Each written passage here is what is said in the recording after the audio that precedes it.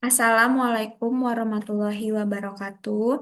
Perkenalkan, nama saya Mbak Jenny Akma Dewi dengan NPM 22314009.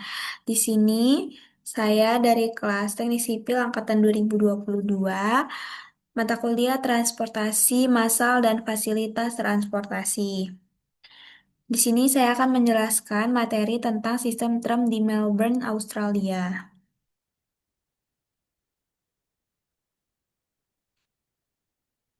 Jadi, sistem tram merupakan bagian penting dari transportasi umum di kota Melbourne. Di tram dikenal sebagai jaringan tram terbesar di dunia. Tram di Melbourne juga melayani penduduk lokal, pelajar hingga wisatawan. Tadi ini penting untuk memahami peran tram dalam transportasi perkotaan. Lalu ada sejarah sistem tram di Melbourne. Tram ini dimulai dari tram kuda, lalu kabel, dan sekarang listrik modern. Tram kuda pertama kali beroperasi di tahun 1884. Lalu dilanjutkan dengan penggunaan tram kabel pada tahun 1889. Lalu tram listrik pertama kali diperkenalkan pada tahun 1906.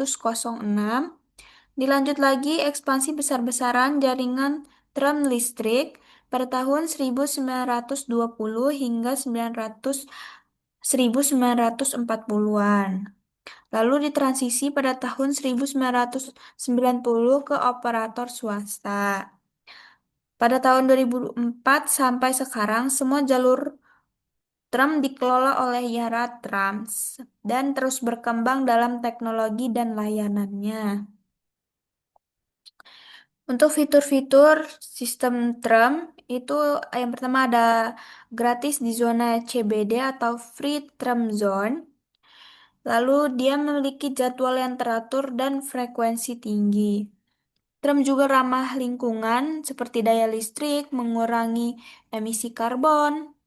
Lalu dia juga ramah difabel. Beberapa tram memiliki aksesibilitas penuh seperti ramp dan kursi roda.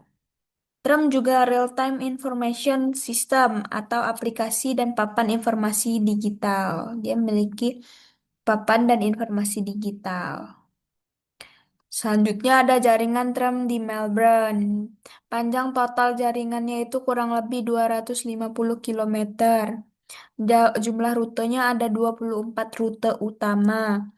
Jumlah tram lebih dari 500 unit. Pusat utamanya ada di CBD atau Central Business District. Lalu di tram juga menjangkau suburb seperti Brunswick, St Kilda, Camberwell, dan lain-lain. Lalu ini untuk peta jaringan pada tram di Melbourne. Ini bisa dilihat di sini. Lanjut, ada konektivitas dengan moda lain. Jadi tram juga terkonektivitas dengan moda lain seperti kereta metro atau metro trains. Dia juga de- eh, konektivitas dengan bus kota, kereta regional atau V-Line, Mickey Card atau tiket elektronik untuk semua moda, transfer mudah di stasiun dan halte strategis. Lanjut, teknologi yang digunakan, tram menggunakan GPS dan pelacakan real time. Lalu dia memiliki prioritas lampu lalu lintas. Dia memiliki aplikasi dan papan LED di sepanjang jalan. Dia juga memiliki iklas seperti CCTV, AC, dan juga kursi roda. Manfaat tram bagi kota Melbourne itu dia ramah lingkungan. Dia juga dapat mengurangi kemacetan yang ada. Dia juga dapat mendorong ekonomi lokal di Melbourne sendiri dan menjadi ikon estetika di kota. Lalu ada Tantangan dan strategi pada tram di Melbourne. Yang pertama ada tantangan yang dihadapi. Mereka memiliki jalur campur dengan kendaraan lain.